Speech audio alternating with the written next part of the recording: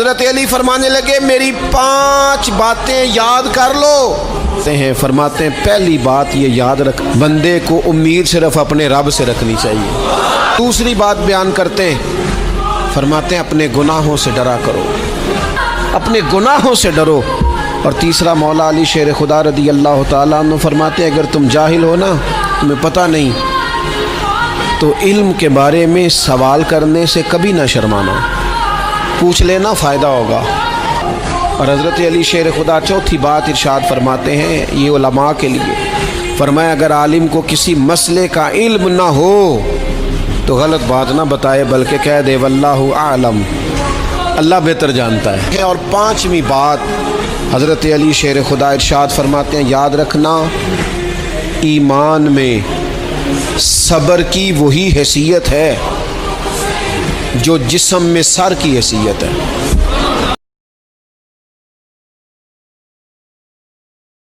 ایک جملہ میدان کربلا میں امام حسین نے کہا تھا، ایک جملہ، اور وہ جملہ اتنا طاقتور ہے کہ اگر سونے کے پانی سے لکھا جائے، ہیروں سے تولا جائے تو یہ ساری چیزیں کمزور پڑ جائیں۔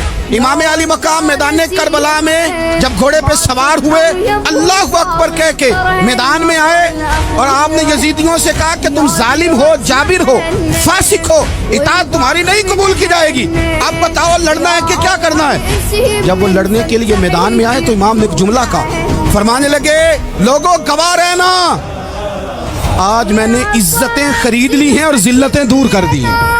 عزت ہے ہمارے پاس، عزت، ذلت دور ہو گئی۔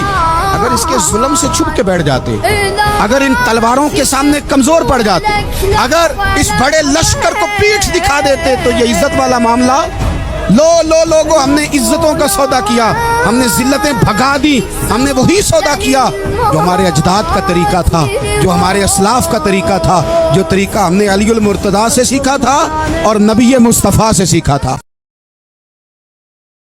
حضرت امام حسن سے آ کے وظیفہ پوچھا، اس شخص نے کہا حضور اولاد کوئی نہیں تو وظیفہ بتائے، تو آپ نے فرمایا استغفار پڑھا کر، کیا کر؟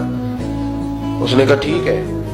تو حضور پھر میں دوبارہ کب آؤں؟ تو امام حسن کہنے لگے بے اولاد ہے نا تو، استغفار کا وظیفہ بتایا نا؟ کہا ہاں۔ فرمانے لگے اب اس وقت آنا جب اللہ تجھے 10 بیٹے عطا کرے۔ کتنے؟ 2 4 نہیں، 10 ہی کہہ دیے۔ تو حضرت امیر معاویہ رضی اللہ عنہ دیکھا، کہنے لگے حسن اتنا بڑا دعویٰ؟ آپ فرمانے لگے میں نے کہہ دیا نا تو اللہ فضل کرے گا، ہاں اللہ خیر کرے گا، خیر ہو جائے گی۔ وہ شخص کئی سالوں کے بعد آیا، کئی سالوں کے بعد، تو حضرت امیر معاویہ کو بھی ساتھ لایا، کہنے لگا حضور اللہ کے فضل سے اللہ نے 10 بیٹے عطا فرمائے، پورے 10 ہی اللہ نے دیے۔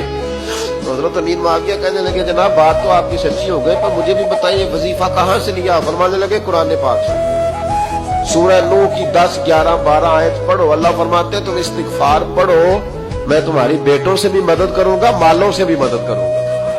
تو میں نے استغفار بتائی تھی اور قرآن میرے اللہ کا ہے، رب کا وعدہ جھوٹا ہو سکتا؟ فرمایا 10 بیٹے ملنے تھے، میں نے کہہ جو دیا تھا۔